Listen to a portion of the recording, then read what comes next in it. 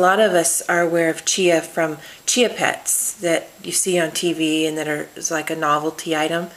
But I didn't know until recently that these were so nutritious. They date way back in their use to the Aztecs, and they're considered a superfood.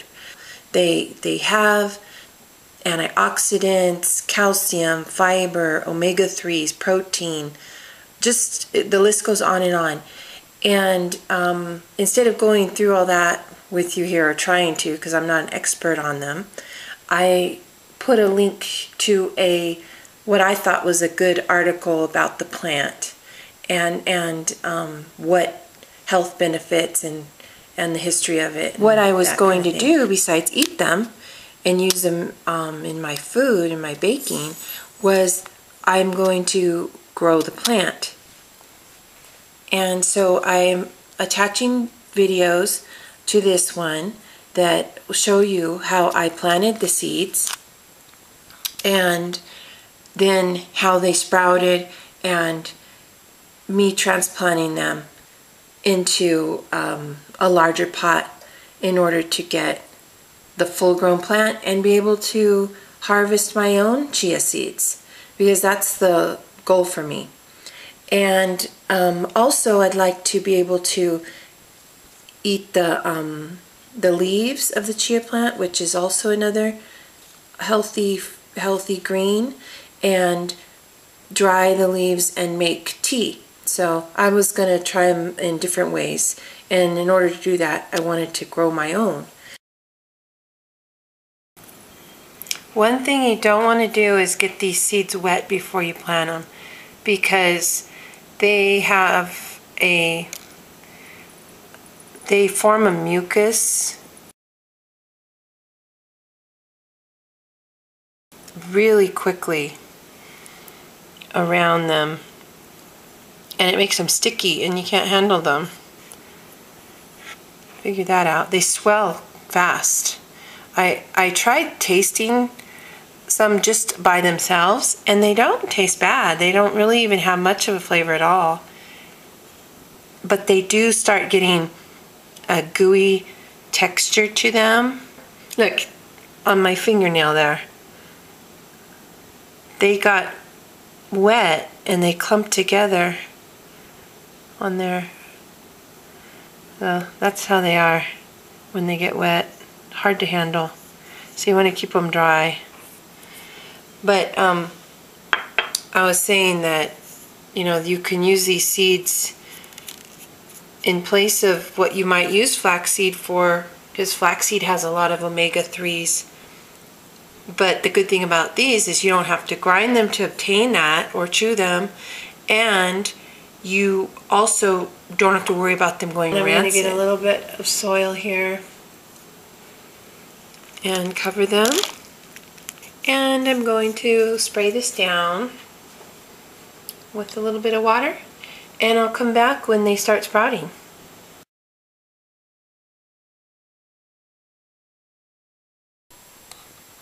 Okay, I have the plants here. These are the same ones that you saw me plant by seed in the previous section of this video. And these are 13 days old. They are doing wonderful. They're beautiful green color. I love these plants. They're just pretty. They remind me a lot of mint. They're in the same family, so that explains why. They have a bit of a fuzzy texture. When you first pop them into your mouth, you think, or my brain does anyway, that it's going to be minty, but it doesn't have any mint flavor at all. And then I can taste the plant, the green, but I'm thinking, uh-oh, it's going to be bitter, and it's not. So it's not bitter. It just tastes like a green. A kind of a flowery taste, if I could explain it that way. But they're good. These would be awesome just picked like this, pinched off and picked and put into, I'm going to transplant these today into some of them into a bigger pot. I can't put them outside yet because it's too cold. They're not hardy to any frost or cold weather. They grow best in zones 9 through 12. They don't need any kind of special treatment. Actually, they prefer semi-poor soil, and they are drought tolerant. Sounds like a great plant for me. Let's see how they look. They got very tender stems, but I put plenty of plants, probably too many in each cell. Next time, I'm going to turn this over to get this out. Next time I'll know I don't need to, the germination rate was so good, I don't need to put that many seeds in. I'm tearing these apart. I'm just gently separating it like that. I'm going to get the soil in there and then I'll come back to you after the soil is in. No reason to show you all that. I'll be right back. It's done. And in my recommendation after doing it this way would be, and what I'm going to do next time, is get the pot this size and sprinkle much fewer seeds in it and just have them in here. Then you don't have to go through that step of transplanting them. They're delicate and they flop over. It feels like transplanting clover or something like that. It's a very delicate plant. So I think they'll be okay. I watered them, and even if just 4 of them live, I'll be happy. But I'm going to go stick these, since it's too cold outside, I'm going to go stick these back under the lights and keep them indoors until it gets warmer outside. Okay, so I just wanted to share that with you, and I'll update you later and let you know how they look.